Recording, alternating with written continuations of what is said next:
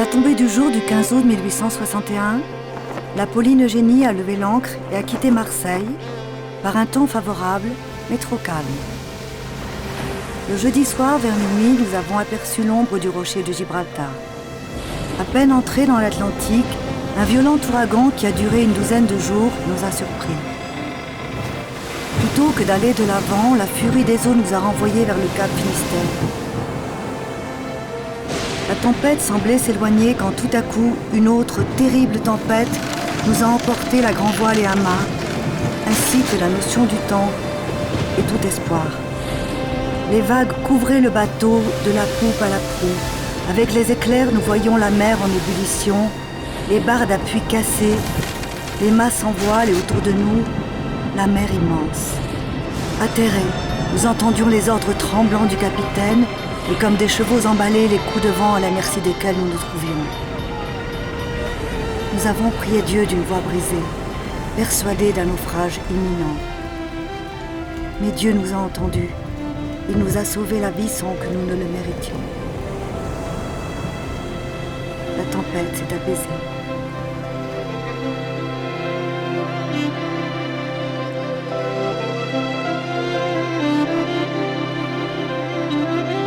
Maman, j'ai froid. Reste tranquille et endors-toi. On va bientôt arriver. Tais-toi, Jean-Baptiste. On sera là-bas au lever du soleil.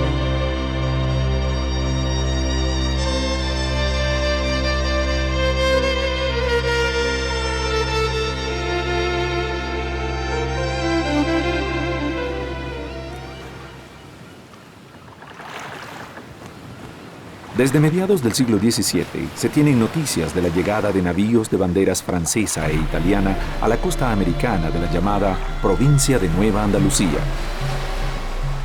Era el comienzo de una historia de travesías y naufragios, de navíos en sombra que navegaban sin rumbo para recalar en las playas de la cuenca del Caribe.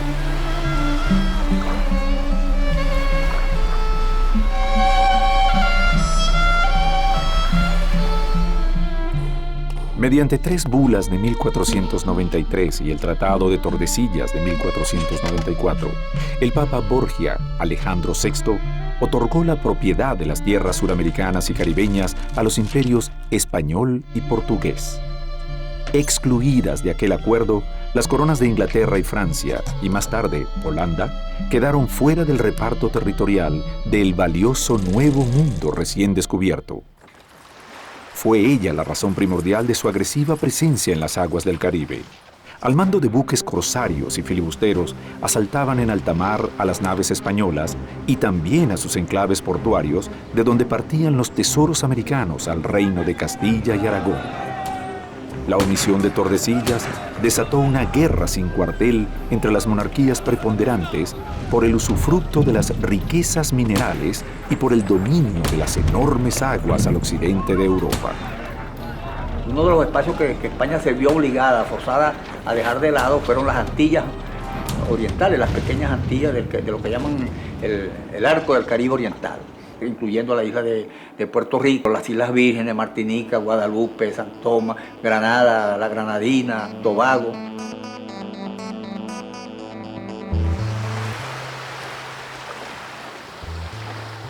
Los navíos bucaneros y corsarios echaban anclas en islas y playas continentales para aprovisionarse de agua dulce y vituallas.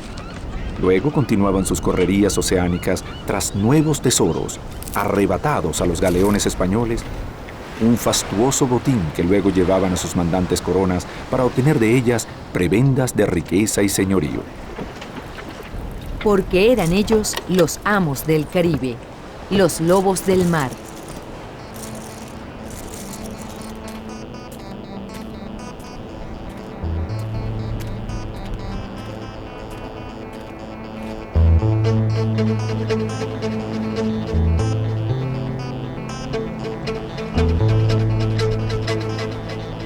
Esta colonización de los españoles aquí fue tardía.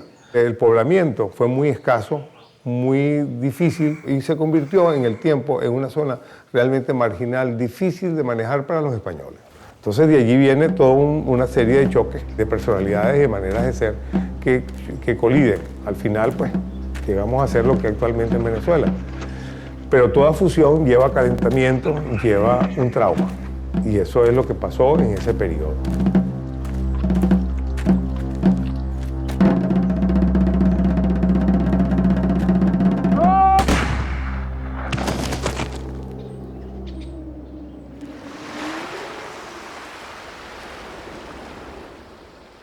Cuando España era aliada circunstancialmente de Francia contra Inglaterra, permitía más o menos el acceso de embarcaciones francesas comprando carne, tasajo, carne en cecina, ganado en piel, trayendo el cacao que ya se empezaba a comercializar, a producir en la zona, granos, maíces, aves de corral.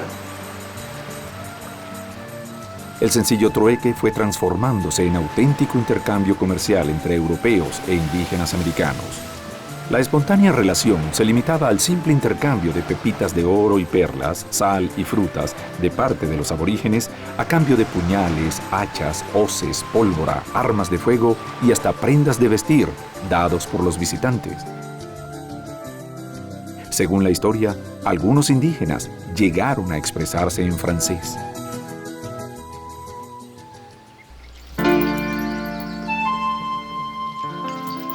Por los subterráneos del placer y el amor se han juntado las dos razas y continúan juntándose.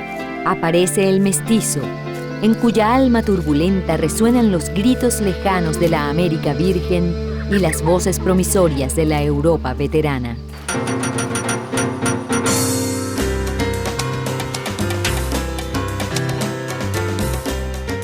Será entre 1820 y 1840 cuando se tengan noticias ciertas de barcos franceses que anclaron en tierra firme para desembarcar colonos mediterráneos, en su mayoría provenientes de la isla de Córcega. Aunque solo fue entre 1860 y 1900 cuando estos inmigrantes se establecieron masivamente para echar raíces en estos dominios.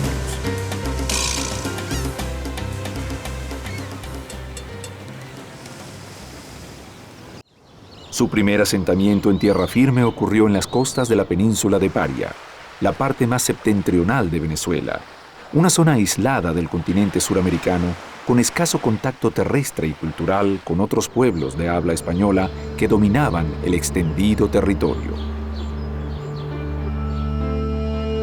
En esa silvestre región floreció pronto un próspero comercio y una cultura con rasgos diferentes a la creada por la colonización ibérica. El aislamiento de esta zona permitió a estos hombres y mujeres llenos de atrevimiento y ambición enriquecer el gentilicio de la naciente república, gracias a su intensa relación con el cordón de las islas antillanas en contacto permanente con Europa.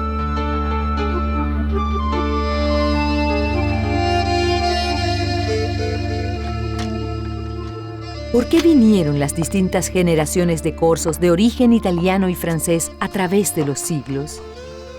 ¿Por qué muchos se quedaron? ¿Qué dejaron atrás? ¿Cuáles fueron sus logros y cuáles sus tribulaciones de viajeros? ¿Cuánto de esta tierra les recordaba su lugar de origen y qué impronta dejaron en el paisaje caribeño? Un cousin de mon mari avait eu l'obligeance de tenir prête à notre arrivée des bêtes de sel destinées à nous porter par les sentiers pompeusement désignés sous le nom de chemin royal. Là, la végétation luxuriante nous transporte d'admiration. Les arbres atteignent des hauteurs extraordinaires. Nous rencontrons des quantités de splendides papillons que nos montures, en passant, écrasent ou dispersent.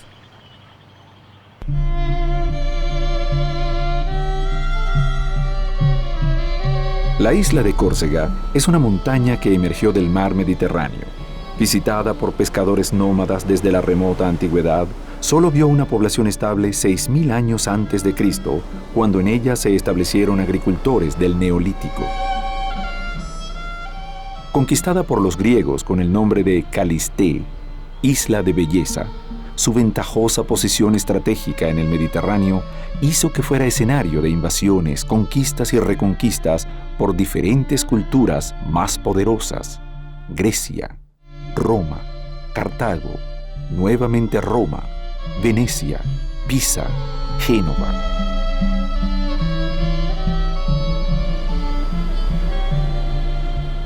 Los vaivenes de la dominación adquirieron estabilidad entre los siglos XIII y XVIII, cuando la ciudad-estado de Génova mantuvo su hegemonía económica, política y militar sobre la isla.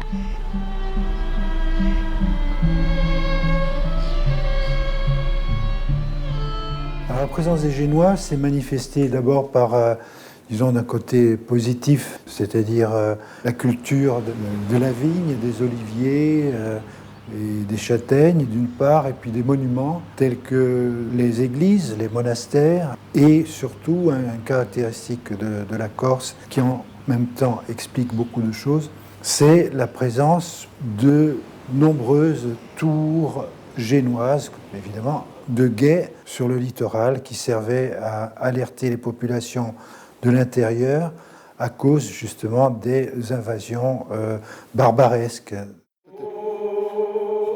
Los patriotas corsos, sin embargo, mantuvieron viva la llama de la independencia.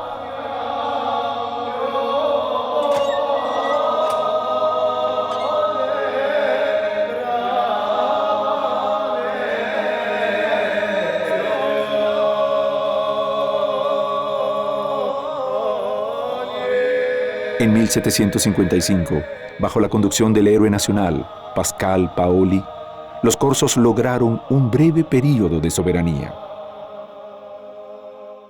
Pascual Paoli es tan importante desde el punto de vista de la cultura corsa.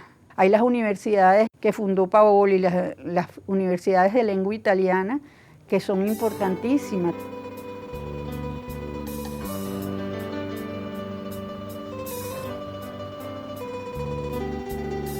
Derrotados por la insurgencia nacionalista, los genoveses se retiraron, aunque astutamente obtuvieron ganancias de ello al ceder al rey de Francia sus derechos de posesión sobre Córcega como pago por una deuda que mantenían con esa corona. La corona francesa ocupó la isla y el 8 de mayo de 1768 derrotó al ejército de Paoli en la batalla del Ponte Novo, dando fin a la breve República Corsa.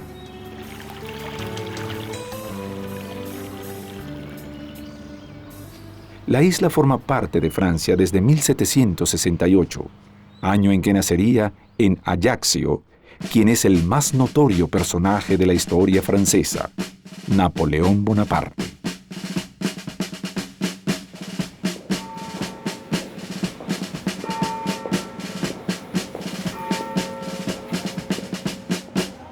Hoy, su soberanía es plenamente francesa y sus pobladores así lo asumen, aunque conservan un particular sentido de identidad territorial, cultural y familiar.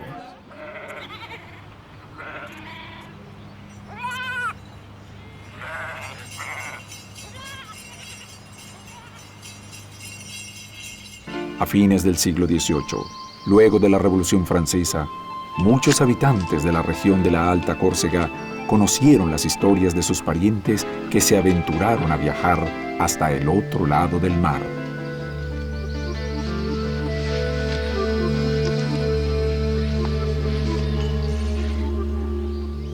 Los corsos llegan a Venezuela aparentemente en el siglo XIX en 3 oleadas. Sin embargo, hay información de que ya desde las islas de las Antillas estaban como viendo la tierra firme. Hay menciones de corsos franceses y de otras naciones que venían a la península de Paria por su gran riqueza y porque era el paso al continente. Muchos de ellos, a consecuencia de la sublevación negra de Haití, hay toda una convulsión social, se interrumpe la economía de la caña y del algodón y del cacao en Haití y se desplazan cantidades de personas, entre ellos muchos de origen corso. Estos viajeros iniciales no fueron muy abundantes, pero fueron ellos los precursores de una presencia que un siglo después sería masiva e influyente en el Nuevo Mundo.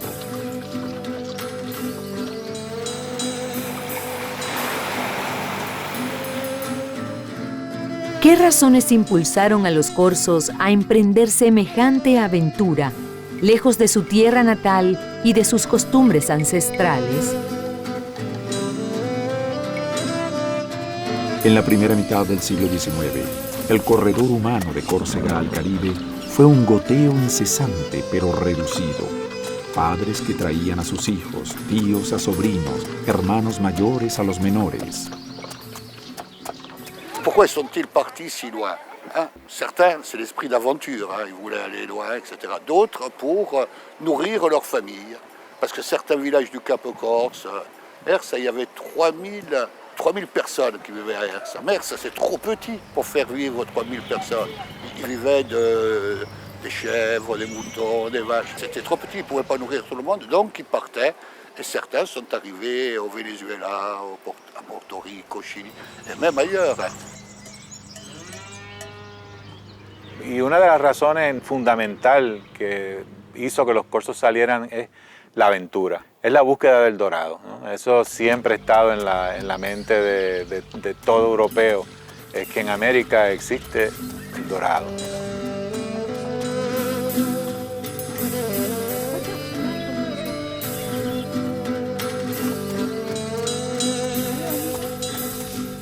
Después, cuando habían guerras, la gente, por no ir a la guerra, a veces se alistaba en el primer barco que pasaba como marinero, y en el primer puerto de América que llegaba se bajaba y se desaparecía, ¿no?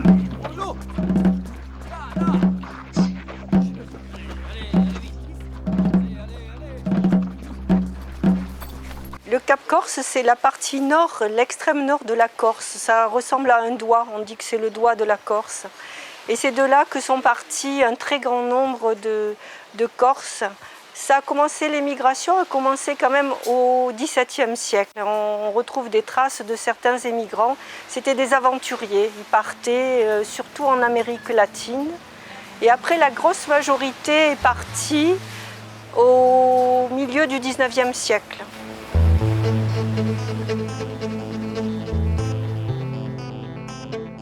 On trouve sur Cisco et au fur et à mesure qu'on descend, Cagnano, etc., on trouve une grande partie d'émigrants au Venezuela, surtout à Porto Rico.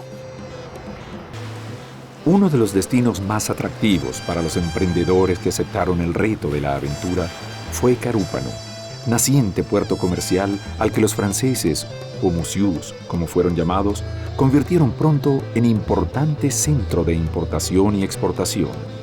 En Carúpano, un pedazo de Córcega se sembraba en América.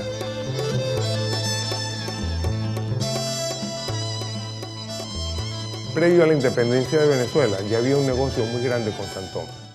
Y a Carúpano se le dio derecho a comerciar en mulas, bueyes con las Antillas. O sea, una serie de privilegios que tuvo como puerto, y ya empezaron a ver los primeros movimientos comerciales.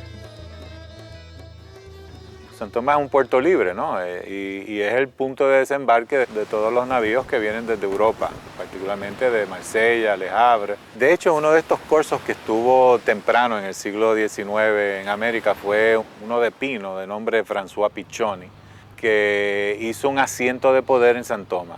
Piccioni era una de las casas comerciales que se encargaba de traficar con esta mercancía hacia el resto de América. Y también era el que le daba el primer asilo a todos estos corzos que venían después de una travesía de 30 días por el Atlántico. Le daba albergue y los tramitaba hacia sus respectivas familias en cualquier punto en América. Los barcos de Roncayolo trajeron la mayor cantidad de corzos posibles aquí. Era la línea naviera que se utilizaba con preferencia para venir a América y para volver a sus pueblos natales después de un cierto tiempo a ver a sus familiares o a hacer negocios. El paso era Córcega, Marsella, San Tomás. De San Tomás iban a Puerto Rico, que había una colonia muy grande de corzos.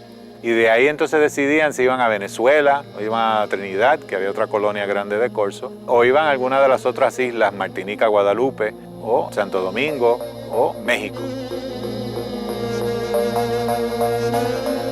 Franceschi Vichentelli, mi tatarabuelo, vino en 1828. Como era la costumbre, debió haber estado con su vecino de Córcega, que era la familia Piccioni. Estuvo en San Tomás y se relacionó y comercialmente vino a Carúpano. Él se convierte en un mercader de cacao, de compra y venta de agentes de las casas comerciales de San Tomás. Franceschi trae a las otras familias, trae por ejemplo a mi antecesor Agustín Luca, él era sobrino de Vicente Franceschi y lo trae para ayudar ya en el negocio. Mi bisabuelo se independiza de Vicente Franceschi y crea su propia casa comercial. Hay que tener en cuenta que la mayoría de estos corzos que vienen aquí a Carúpano eran gente muy joven, no eran casados, ¿me entiendes? Y empiezan a casarse como jóvenes venezolanas del grupo de la pequeña oligarquía criolla, que yo le he llamado oligarquía agraria, que ya existía en Carúpano.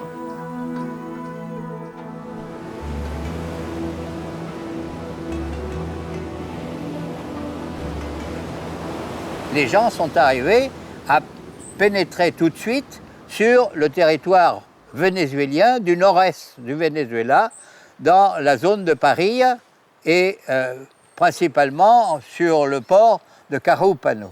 Alors dans cette région, pourquoi cette région? D'abord parce que c'était près de la Guadeloupe, de la Martinique ou de Trinidad, mais surtout parce que cette région-là, c'est la région de production de plus importante du monde, peut-être, de cacao.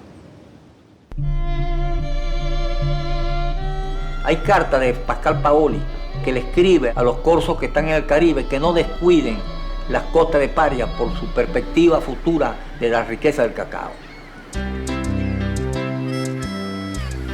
Fue en las aldeas aledañas a Carúpano, Río Caribe, Guiria, El Pilar, Caripe, donde brotó el aroma de la almendra fermentada del cacao que remontaría y bajaría las montañas para llegar hasta el puerto de partida. Quand les bateaux chargés de cacao prenaient le large, ils imprégnaient tous les environs de leur arôme acidulé, laissant flotter dans l'air une émanation vitale pendant plusieurs jours.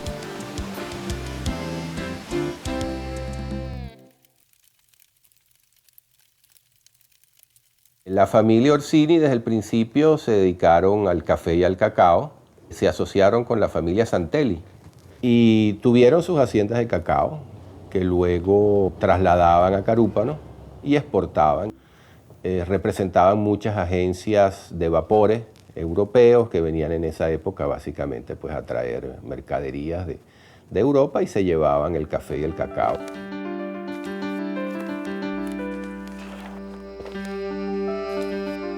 La historia económica de Venezuela está muy ligada al atractivo que representó el país como receptor de inmigración internacional, principalmente europea, a lo largo del siglo XIX y el siglo XX.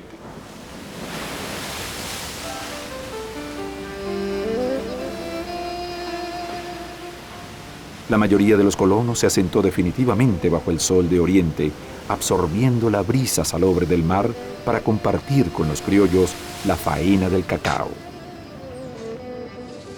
El auge de la siembra del árbol que produce la estupenda fruta permitió a la mayoría de estos inmigrantes su expansión por toda la península de Paria, convirtiéndose en una próspera región agrícola con la fundación de haciendas cacaoteras en grandes extensiones.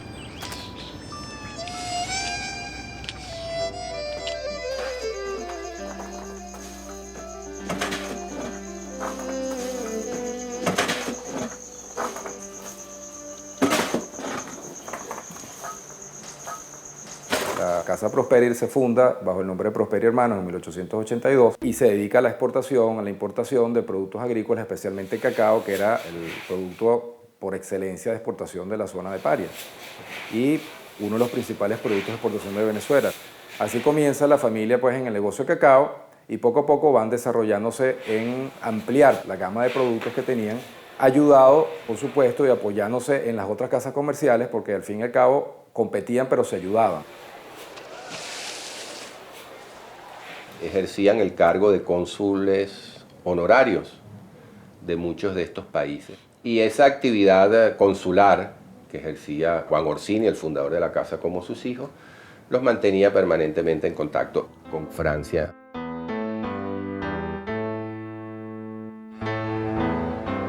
En sus correrías hacia América, los viajeros corsos encontraron en Marsella el principal punto de partida de los navíos transatlánticos hacia las tierras remotas de un mundo promisorio. Marsella, la segunda ciudad de Francia, es puerto continental abierto a todas las rutas y a todas las culturas. Grand port, pour quelle raison? Parce que c'est un port mondial. Traditionnellement, il commerçait surtout en Méditerranée et surtout avec le Levant.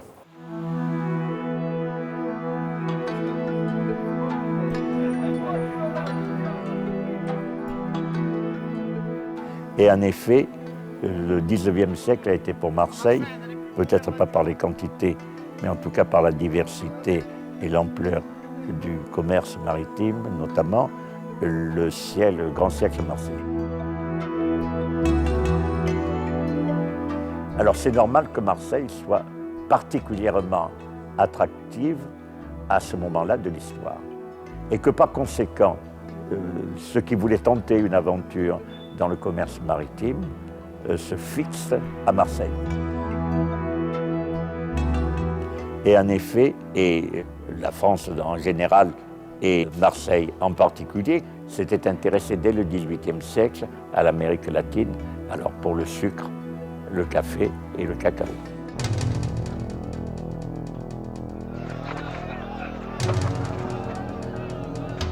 Con la excepción de Cuba y Puerto Rico, la influencia colonial del Imperio Español culminó en América con la instauración de las repúblicas independientes de España en los albores del siglo XIX.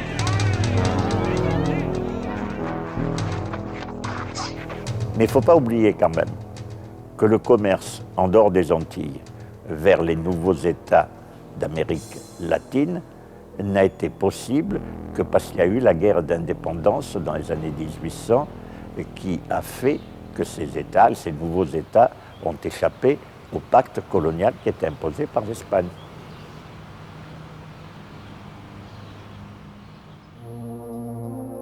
En 1843, en Venezuela se establece el primer convenio diplomático con Francia, con la firma del Tratado de Amistad, Navegación y Comercio. El tratado dio un impulso vigoroso al intercambio preexistente entre ambas naciones.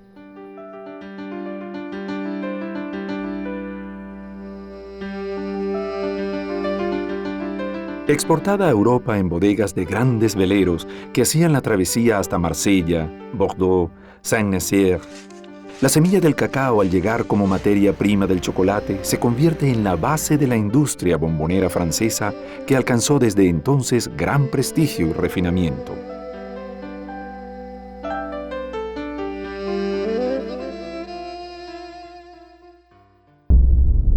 La dureza de las guerras del siglo XIX, las enfermedades tropicales, el desconocimiento del idioma y todas las dificultades que el corso encontró en este territorio tan distante de su isla dejada atrás, no quebraron su voluntad ancestral de resistencia. Y los corsos lograron con su tesón permanecer aquí, en tierras caribeñas. Pero América estaba inmersa en guerras incesantes que daban poco espacio a la paz.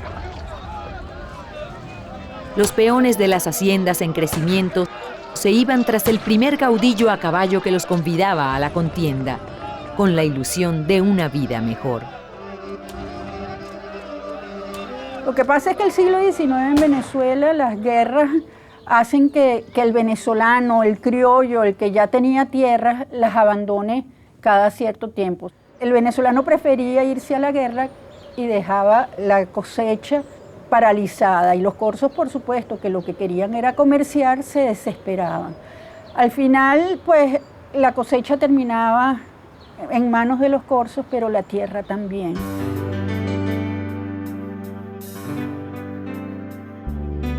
Había quedado atado por poderosos lazos materiales y afectivos, la riqueza de la tierra y del mar Caribe, la belleza y generosa ingenuidad de sus pobladores y el evocador parecido con el paisaje de su querida isla natal.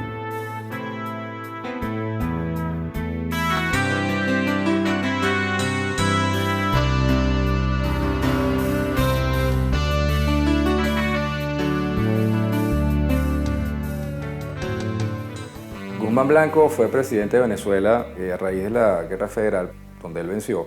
Pero al fin y al cabo, el punto que nos trae es que Guzmán Blanco promulgó una ley de inmigración buscando traer culturas nuevas, educación nueva, ideas nuevas a una Venezuela que estaba bastante destruida y acabada.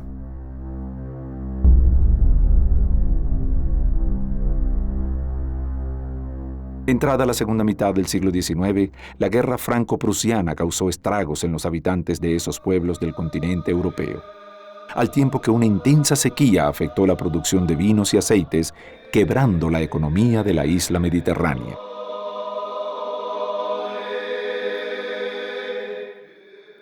Muchos corsos fueron a la guerra franco-prusiana y bueno, y entre esos corsos que lucharon en la guerra estuvo mi bisabuelo Quirico Prosperi, que obtuvo la medalla de honor de la Legión de Honor allá en Francia. Él regresó con su medalla y es cuando él se encuentra con una castanicha que no era la misma que él había dejado, pues producto de la guerra, y decide tomar la decisión de, bueno, ¿para dónde voy? Y escucha pues de que hay unos paisanos que están en Venezuela y en otras partes de América que les está yendo bien y decide emigrar a Venezuela a mediados de 1870. La segunda gran oleada de inmigración corsa se produce aproximadamente entre 1870 y 1900, donde también tuvimos que ver con la recuperación de la producción agrícola venezolana después de la Guerra Federal. Allí jugó un papel fundamental la inmigración corsa que se estableció en las diferentes regiones del país.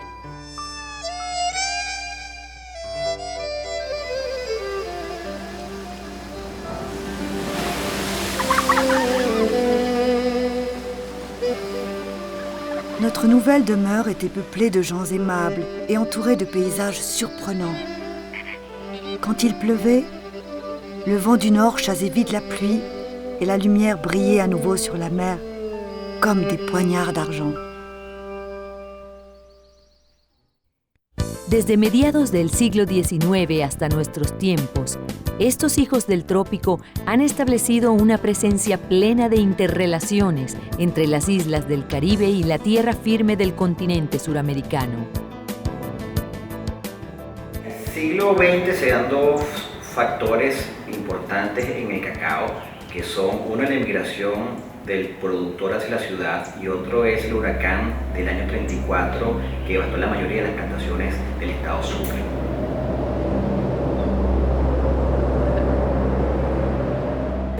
En el siglo XX las empresas se centralizan principalmente en Caracas y desde Caracas empiezan a manejar todas las variedades de cacao que se producen en Venezuela y ya controlan la calidad personalmente, donde las empresas empiezan a crecer en volúmenes y en calidad.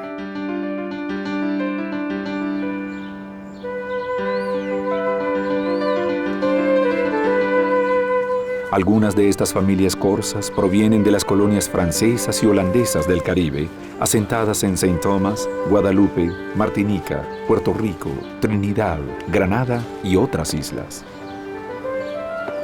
La primera gran empresa venezolana de cacao se estableció en la hacienda San José, fundada en El Pilar en 1830 en las montañas cercanas a la costa. Cuando usted hablaba del cacao en el Caribe, estaba hablando de los corsos.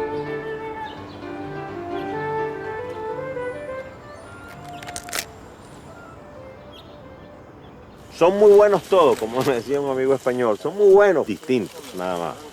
Y así son los cacaos venezolanos. Pues. Ahora, entre las variedades...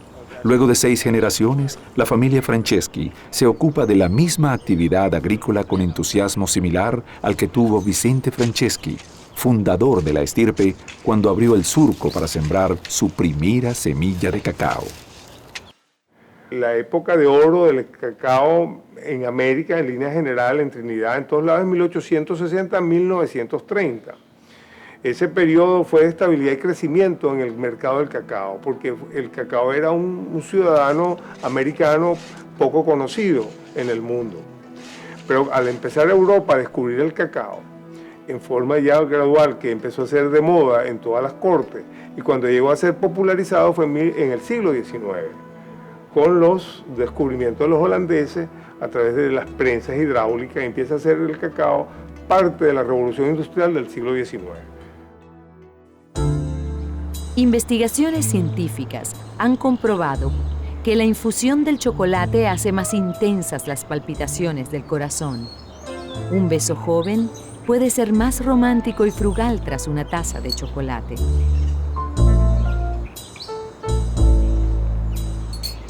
El cacao de estas tierras húmedas y calientes ha ganado el certificado de extra fino y se ha ubicado entre los mejores del planeta.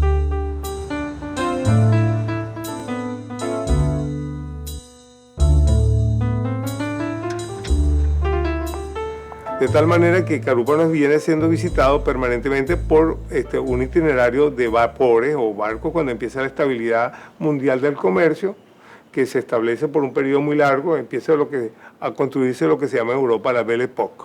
Y muchas familias, al haber construido sus fortunas en cacao, fueron a disfrutar de la Belle Époque en París.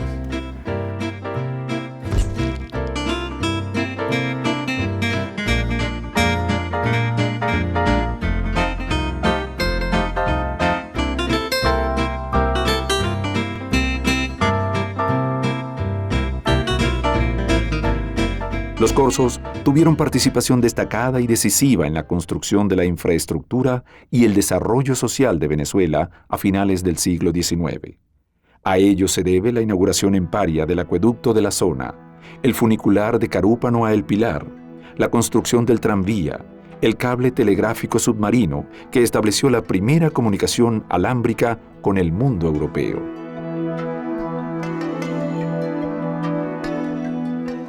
Hay familias que desarrollaron actividades extraordinarias en otros campos, la construcción de buena parte de la infraestructura en el oriente venezolano, la infraestructura vial, la primera planta eléctrica que se estableció en Rocaribe fue por un antepasado, Domingo Mateo Luciani Orsini, y la familia Luca, por ejemplo, fueron los fundadores de la primera empresa de hielo.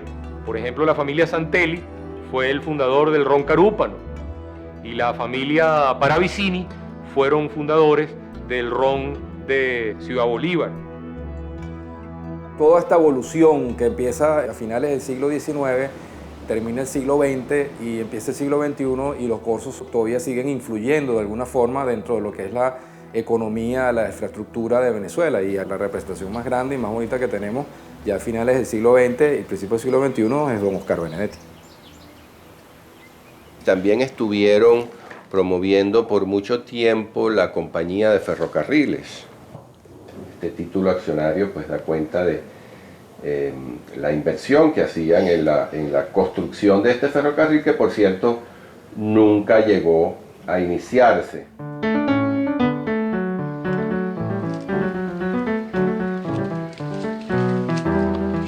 Es el momento en que arriba a Carúpano desde Francia, en la última década del siglo XIX, el segundo conde León, nieto de Napoleón Bonaparte.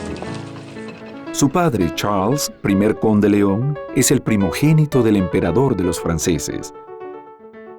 Ese hijo fue casualmente la única persona de la familia que pudo estar en el muelle cuando Napoleón embarcó para su exilio. En 1855, Charles tiene su primer hijo, también llamado así, Charles, heredero del título y el único descendiente directo del gran corso, que se inscribió en la aventura americana de sus paisanos.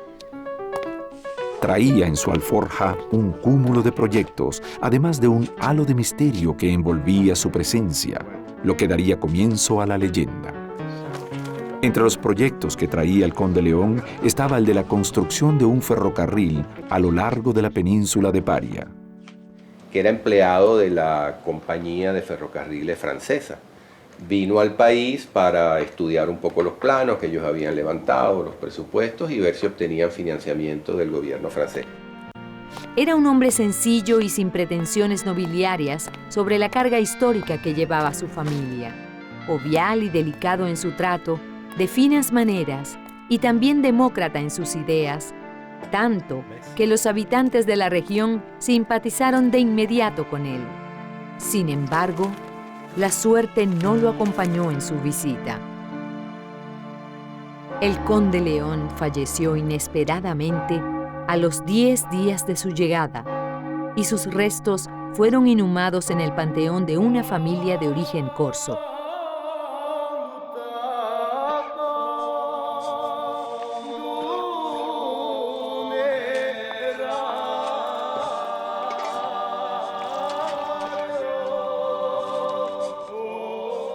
Dicen en Carúpano que en el momento de su muerte dijo sus últimas palabras a los amigos y al cura, y a ellos hizo entrega de una alforja con un reloj de oro, 2 sortijas, papeles de negocios, y en un pequeño cofre de madera pulida les confió otras escasas pertenencias.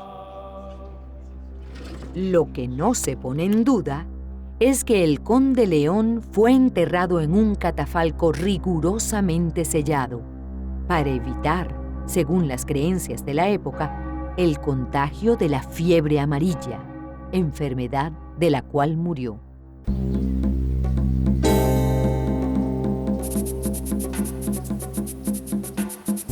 Otro fenómeno crucial en los negocios fue la exportación del café, llegado a Guayana en el siglo XVIII. Una riqueza que reemplazó paso a paso al cacao como primer producto de exportación de Venezuela.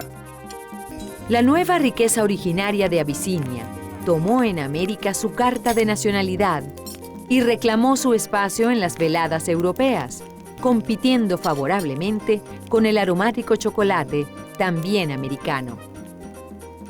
Y los empresarios corsos no quedaron fuera de esa nueva fiebre agroindustrial.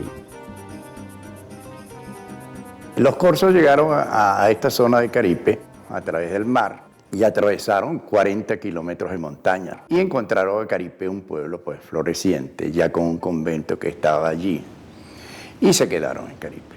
Se presume pues que ellos llegaron a esta región con los conocimientos que tenían a veces en las lecturas de Alejandro de Humboldt, que describían a Caripe pues como una zona privilegiada, con un clima ideal y de fantasía, podríamos decir.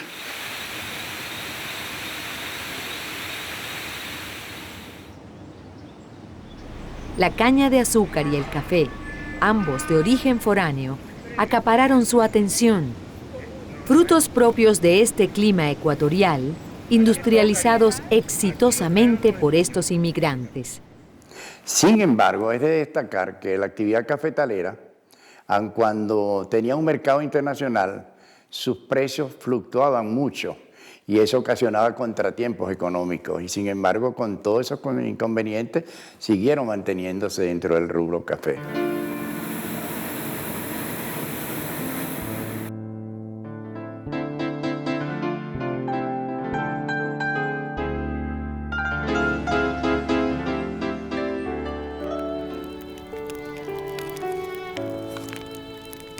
C'est un véritable délice pour les yeux, pour le nez et pour le palais que de s'asseoir à table. Les ananas juteux, les goyaves et les papayes mûres, les melons, les fruits les plus merveilleux de la terre. Son tantas y deliciosas que en 1898, con motivo de las ferias mundiales, un barco lleno de frutas tropicales navegó por el Atlántico. Fue la primera feria ambulante que partió de Venezuela para exponer el suculento tesoro.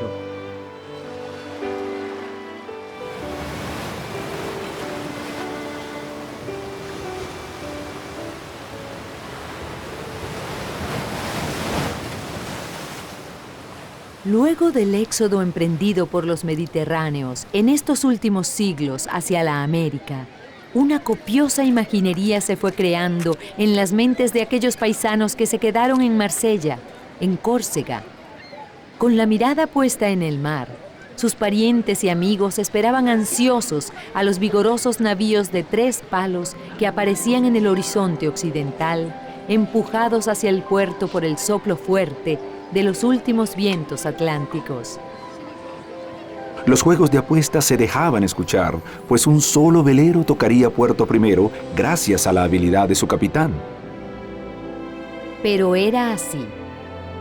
Sobre las aguas turbulentas emergían en el horizonte, cada cierto tiempo, los llamados corsos de América, algunos de ellos convertidos en magnates, regresaban a sus pueblos y aldeas para construir casonas familiares y ayudar a sus congéneres en las necesidades económicas.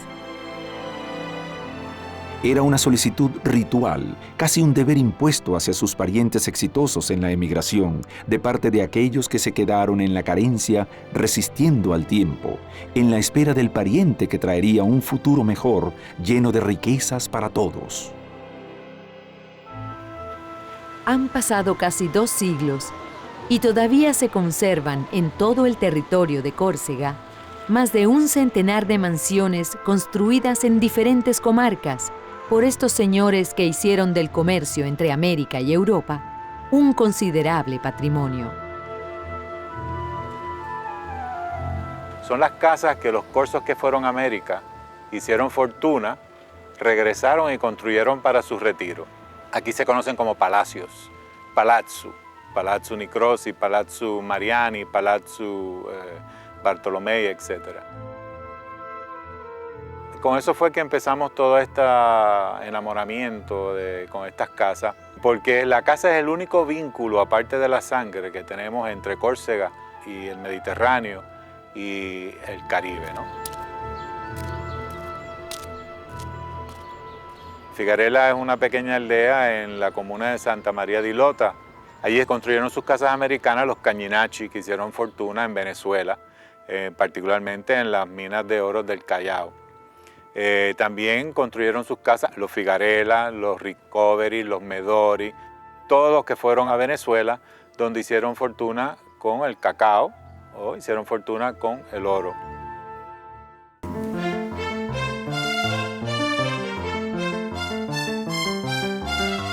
Il y a aussi des étudiants portoricains qui viennent en mission, en rapport avec l'Université de Corse, étudier régulièrement l'architecture des maisons, ce qu'on appelle ici les maisons des Américains. La alta cultura que se contemplaba en Córcega durante el periodo del siglo XIX era la cultura toscana. Sabemos que la Córcega perteneció a la Toscana por mucho tiempo, ¿no? Así que la Córcega perteneció particularmente a Génova, aproximadamente unos 800 años.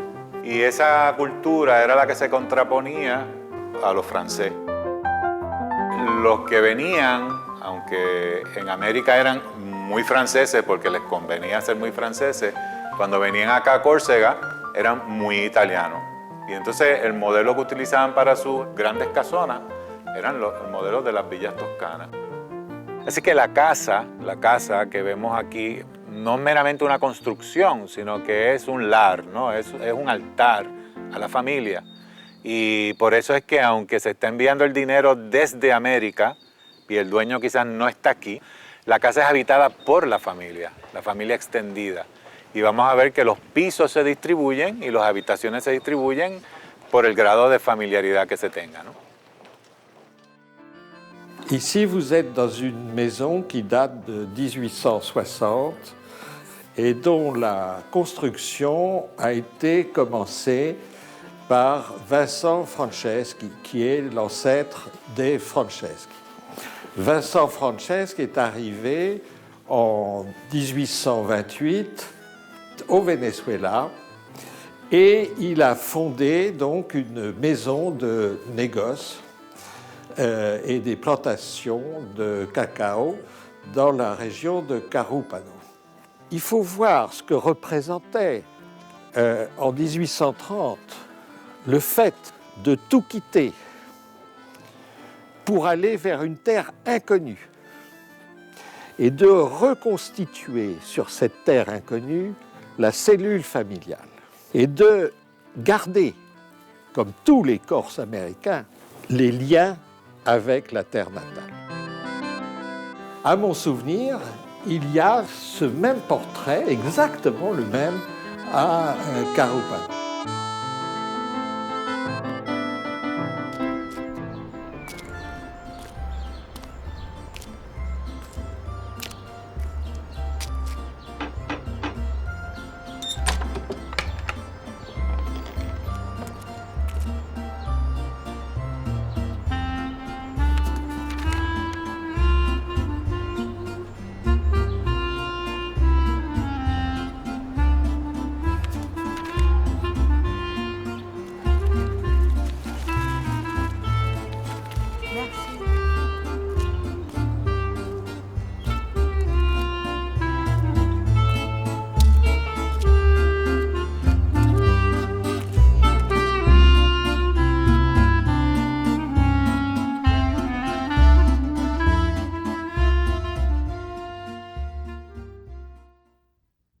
Aunque provenían de regiones rurales, costeras y montañosas, los inmigrantes corsos poseían una visión cosmopolita.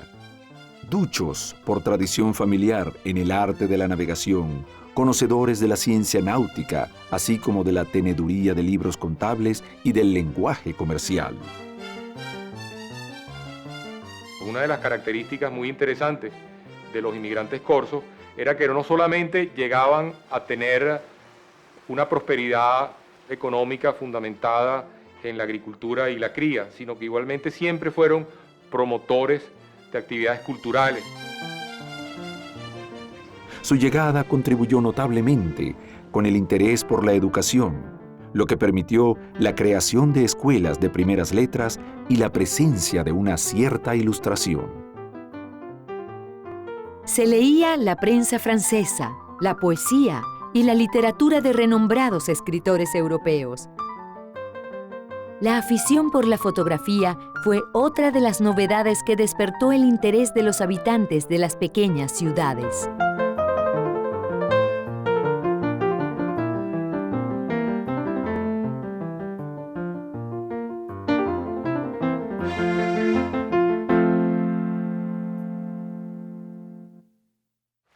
El tema del fotógrafo a mí me pega mucho, me interesa mucho porque mi abuelo Luca, que era comerciante y que formaba parte de estas casas comerciales, en realidad su pasión era la fotografía. Y a través de lo que yo sé de él, viajaba todos los años a París a ponerse al día sobre los últimos adelantos. Él se pone en contacto con Enrique Abril y con él forman el Club Daguerre. Para ellos la fotografía y el estereoscopio era vital en sus vidas.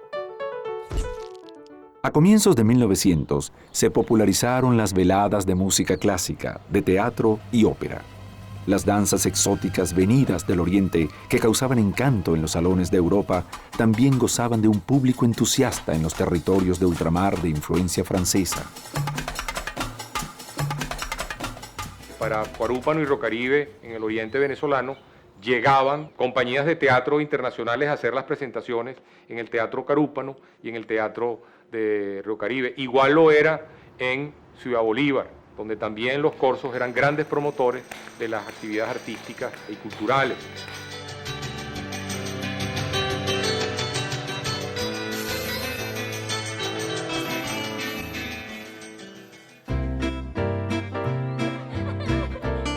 Los habitantes criollos de los pequeños poblados se tornaron más mundanos y abiertos a la comprensión de otras culturas. La presencia francesa, con su idioma galante, predominaba en muchos espacios de comunicación. Dotó a estos poblados en crecimiento de una formidable atmósfera cosmopolita que no habían tenido anteriormente.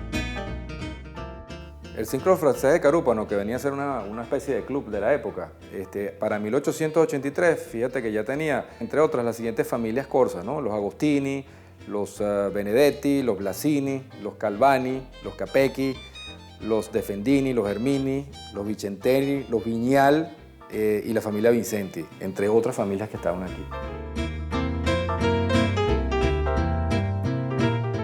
Los corsos de América dieron una moderna vitalidad a sus reuniones, donde también se comentaban los adelantos de la época y las cuitas por los antepasados para mitigar los anhelos de la tierra mediterránea.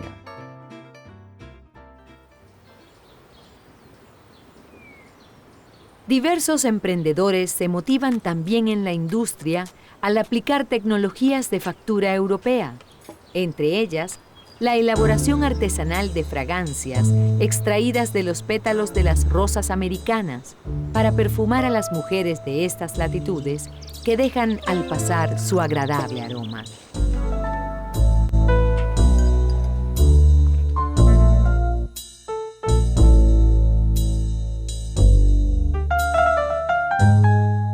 C'est que les femmes créoles sont sans égales, affirmait avec galanterie un naturaliste allemand. Il est difficile pour un homme qui les rencontre de conserver son sang-froid, concluait ce voyageur du XIXe siècle. Para muchos inmigrantes corsos, la masonería era un ejercicio fascinante de secretos ancestrales guardados celosamente. En América crearon sus logias para compartir principios morales, la solidaridad y el amor fraterno y caritativo que caracteriza a la orden.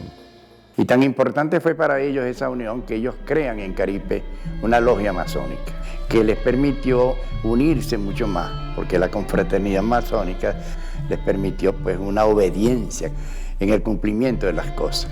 Y fue tan importante la francmasonería para ellos que muchas diferencias jurídicas que pudieron existir en la región siempre fueron sentenciadas, analizadas, discutidas y resueltas a través de la institución francmasónica. Insignias y trajes ceremoniales forman parte de sus prácticas antiguas. Los masones tuvieron una honrosa participación en la gesta de independencia de Venezuela y en 1815 fueron víctimas, junto a muchos otros criollos, de una cruel masacre perpetrada por las tropas españolas.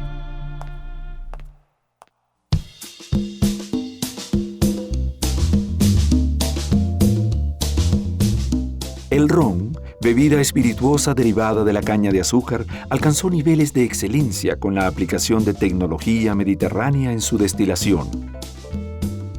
El ron llegó a tierra firme procedente de la Martinica, colonia insular francesa, para fundar toda una tradición que aún se mantiene en todo el Caribe. En efecto, con la suspensión de la veda de los alambiques artesanales, los corzos cultivadores de caña de azúcar tomaron la delantera en la destilación autorizada del ron. Había nacido una industria tan próspera como la del chocolate. Sobre la piel vegetal de la tierra virgen, comenzó a aparecer como lunares en cuadro el verde oscuro de la caña criolla, sembrada por los pioneros de esta localidad, para luego extender su fragancia libremente como la tinta en el papel secante. El ron es un aguardiente con un hidroalcohol que luego se somete a un proceso de añejamiento en barrica de roble o barrica en donde venían los vinos de Europa inicialmente. Ahí está la presencia corsa muy acentuada.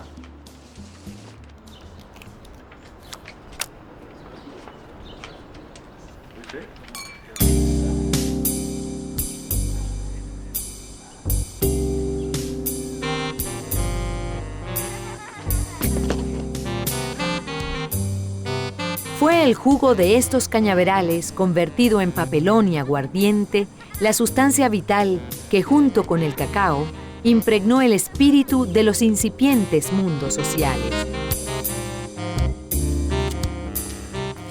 A finales del siglo XIX aparece un nuevo productor de aguardiente y rones en Carúpano, que fue don León Santelli. Y fueron famosos sus rones por la calidad con que la técnica que usó. Él trajo un técnico francés, él montó una destilería francesa. El ron añejo de Carúpano gana varios premios internacionales al mejor ron en Italia, Francia y otros certámenes europeos. Por un azaroso juego del destino, a quienes producían y cataban el vino de sus tierras ancestrales, terminaron en América produciendo y catando los mejores rones del Caribe.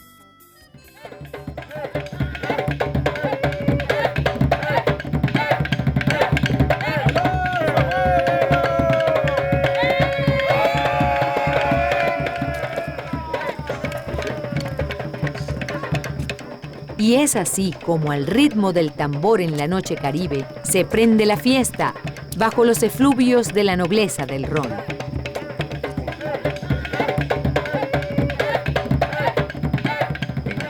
Eso se explica un poco porque aquí hubo una gran concentración de alambiques.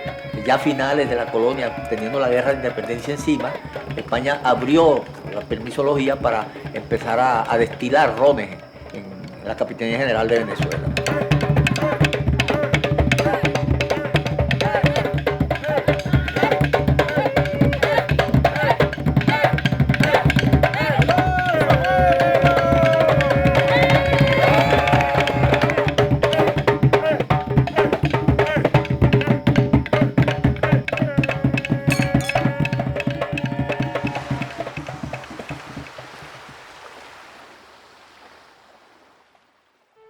En 1908, el presidente Cipriano Castro expulsa del país a un grupo de corsos notables por solidarizarse con el representante del cable telegráfico francés, quien cobraba al gobierno nacional las deudas por servicios prestados atrasadas desde hacía un año.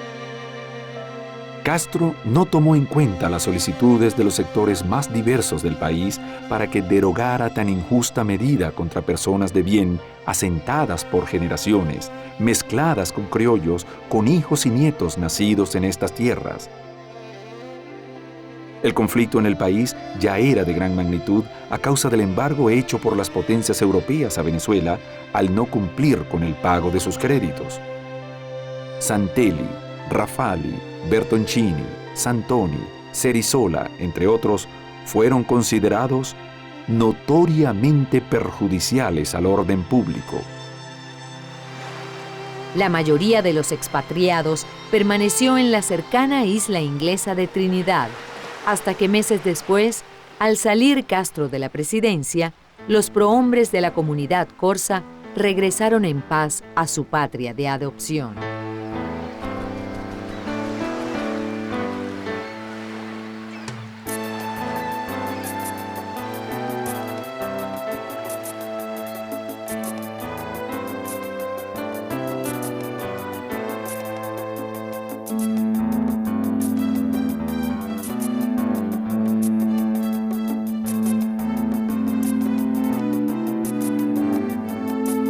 En el macizo guayanés yace, desde tiempo inmemorial, la riqueza mineral más escudriñada por el hombre en esta tierra arcaica.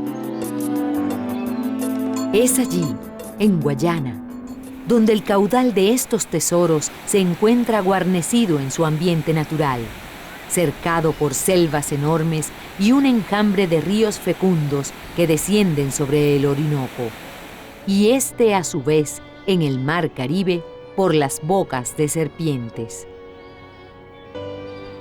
Voilà l'Orénoque, à la fois doux et amer, protégé par ses îles et ses gorges profondes, jaloux de ses trésors, gardien de son mystère depuis des siècles.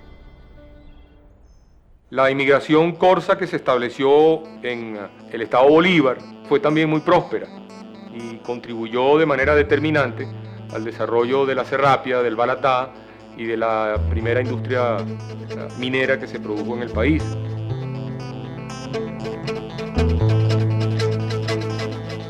Tal es el caso del señor Santos Gaspari, quien hizo fortuna en Ciudad Bolívar y también fue su alcalde.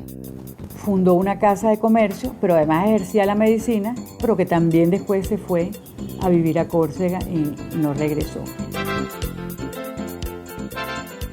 En el estado Bolívar florecieron numerosas familias descendientes de esos pioneros, orgullosas de su pertenencia venezolana, tan guayanesa como la leyenda misma del Dorado.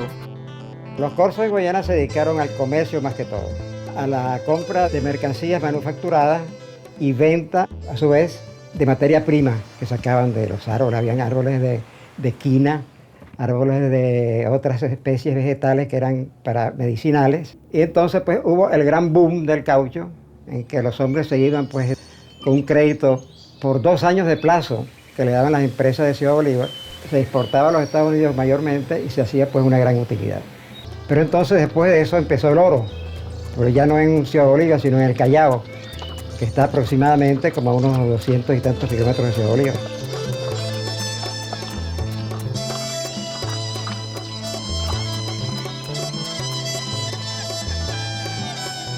El Callao fue considerada en su tiempo, por su extracción y alto tenor, como la mina de oro más rica del mundo. Un buen grupo de estos inmigrantes corsos llegó allá, a El Callao. Uno de ellos se convirtió en el promotor de la más importante mina de oro de la zona, don Antonio Liccioni, procedente de la aldea de Pino, en la costa oeste del Cabo Corso.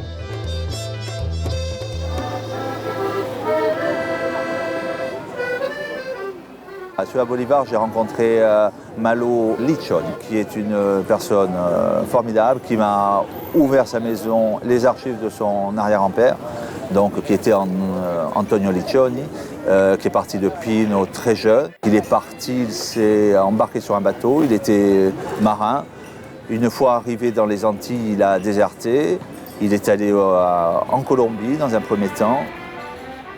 Después, a medida que pasó el tiempo, él se viene a Venezuela y comienza a fomentar su ganadería.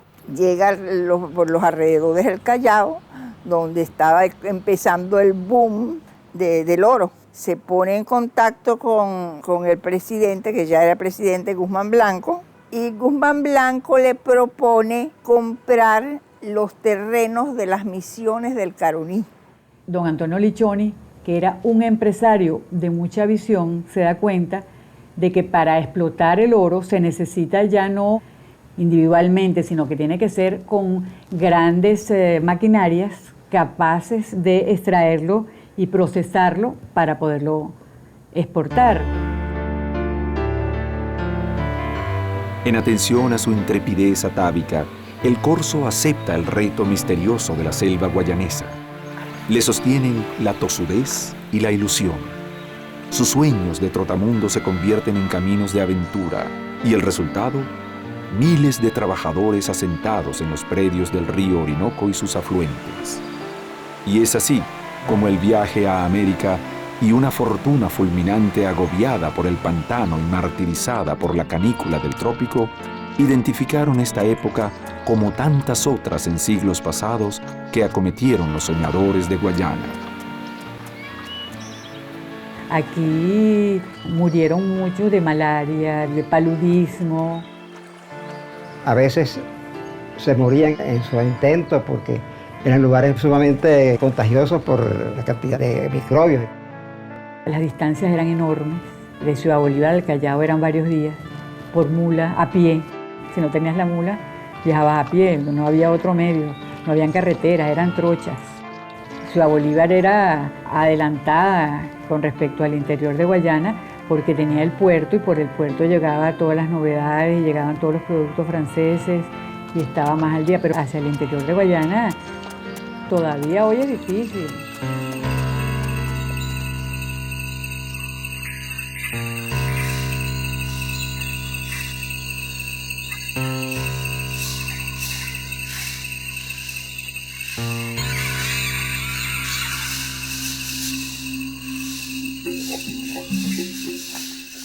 Desde siempre, el habitante ancestral de la cuenca del lago de Maracaibo mantuvo relaciones de intercambio como la sal, la piel de animales, además de una tolerancia mágica religiosa compartida. Ritos de sanación, de muerte, de fertilidad, forman parte del sentir zuliano. La privilegiada ubicación de Maracaibo, lugar de encuentro del Mar Caribe con las aguas dulces del lago, justificó su condición de puerto más cercano para el comercio de frutos y mercaderías en ruta hacia Europa. Transportar el café y otros productos agrícolas y minerales desde las sierras andinas en caravanas de mulas por escarpadas sendas de grandes precipicios acarreaba enormes peligros y no pocos retrasos. Surge el proyecto nacional de construir un ferrocarril para cruzar las sierras y modernizar la carga. La nueva era del transporte comercial había llegado. La carga llegaría más rápido y a menor costo a su destino intermedio, Maracaibo, lo que permitiría que los vapores levaran ancla en menos tiempo hacia sus destinos en Norteamérica y Europa. Este es el Maracaibo que recibió a una familia de prósperos emprendedores corsos y marselleses, los Roncayolo, con varias generaciones de experticia en el transporte marítimo transatlántico. Llegaron a la cuenca del lago a mediados del siglo XIX para instalarse.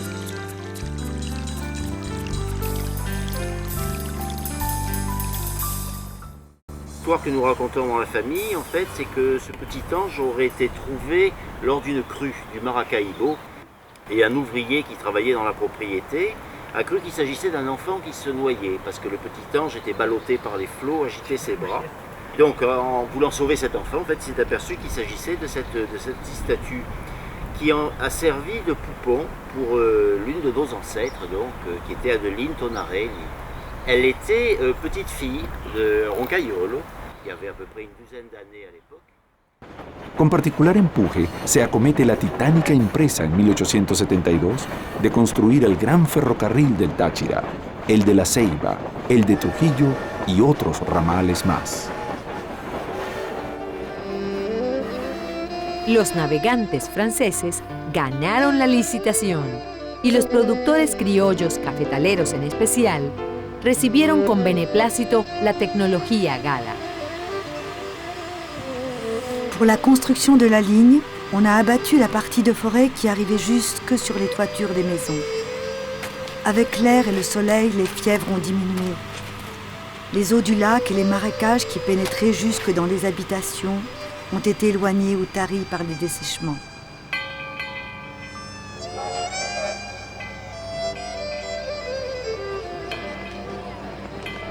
Quant à ces forêts vierges qu'on ne traversait jadis qu'après 2 pénibles journées de marche, au milieu de trous et de fondrières, sous des averses ou sous un soleil tropical, on les parcourt aujourd'hui en 2 heures dans de confortables wagons.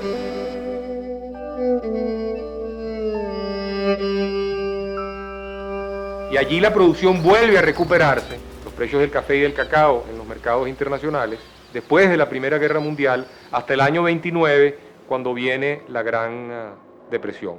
Ya con la Gran Depresión, los precios se desplomaron e igualmente también se produjo el advenimiento del petróleo, con el reventón del pozo petrolero Sumaque. En 1914 ya Venezuela entra en la senda definitiva del petróleo y ya pasamos de ser una economía fundamentalmente agrícola, en la cual los inmigrantes corsos jugaron un papel esencial, a ser una economía predominantemente petrolera. Pasamos de un país rural a un país urbano.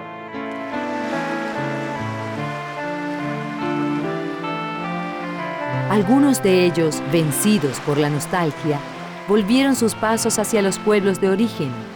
Otros lo hicieron después de años de duro trabajo, llevando en sus corazones el eterno agradecimiento con su otra patria en el Caribe. Los más se integraron al nuevo hogar y se fundieron con la memoria ancestral, matizando para siempre las formas de vivir de los pobladores de este lado del mar. On a quand même des familles qui ont immigré au début du 19e siècle, donc on en est déjà à la 5e, 6e génération. Donc certains ont maintenu le contact, et puis ce qui a empêché le contact, c'est principalement ce sont les 2 guerres, quoi, les 2 guerres qui ont empêché les gens de communiquer. La guerre de 14 et la guerre de 39.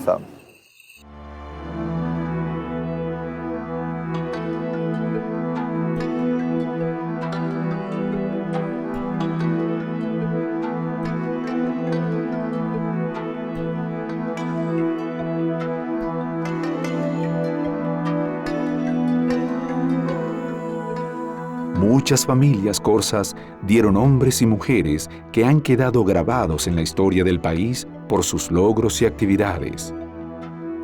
Y otros han destacado en los siglos XIX y XX por sus contribuciones en el derecho, la ciencia, la empresa, las instituciones políticas.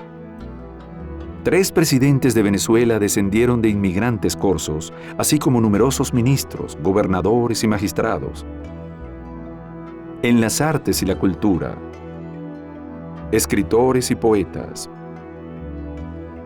pintores y artesanos, en la industria y en el desarrollo del país.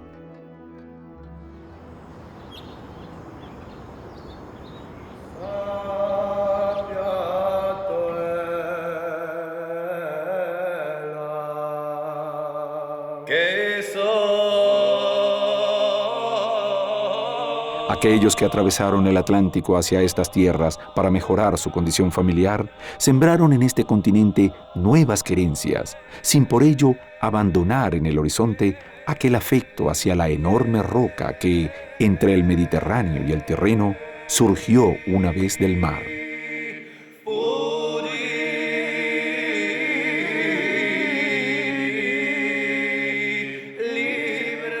Hemos respondido al llamado de nuestra sangre. Descubrimos un país de contrastes, luminoso, sensible y feroz. Encontramos una familia de nuestra tierra, casa abierta, afectuosa y fuerte como la piedra de Córcega.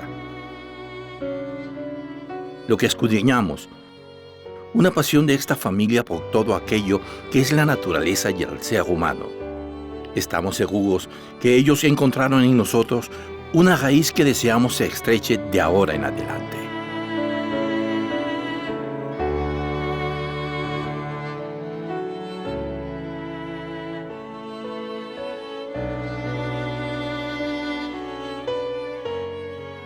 Aujourd'hui, bien que ma destinée me tienne éloignée du Venezuela, j'y vis encore souvent par le souvenir. Souvent ma pensée là-bas, près de mon mari et des siens, près des amis que j'ai laissés dans le magnifique pays auquel je souhaite prospérité et grandeur.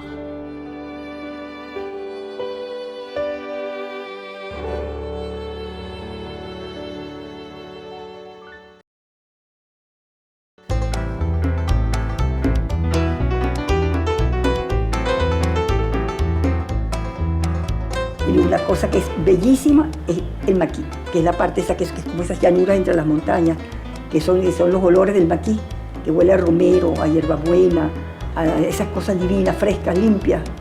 Es bellísimo. No, Córcega, yo la adoro, porque el Mediterráneo es azul, lapislázuli y gélido. Y bueno, sé tú. Por lo menos los corzos que yo conozco, por lo menos los de mi familia, han sido unos buenos sujetos, no mataron a nadie, no se metieron con nadie. Parece que hay un Vincentelli que por ahí por el año 1600 le cortaron la cabeza, pero ese debe haber sido la excepción.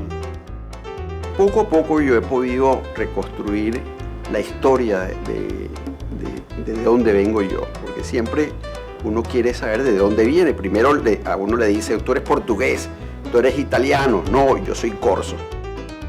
Mientras más conozco a la gente de Córcega, más me enamoro de Córcega. Para mí es una relación simbiótica, afectiva y emocionante. Y tengo a Córcega en mi corazón y espero que los corsos también. Nuestra visita a Córcega, al Cap Corse, fue muy interesante porque fuimos sin una agenda específica. Nos contrastó que los corsos miran como con duda. Mi papá se acerca y se aproxima a uno de ellos y le dice, mire, yo soy Antonio Vincentelli, venimos aquí de visita, y fue muy grato encontrar que en efecto pues sí hay raíces y que estaban muy conscientes de los corsos que se fueron a la América.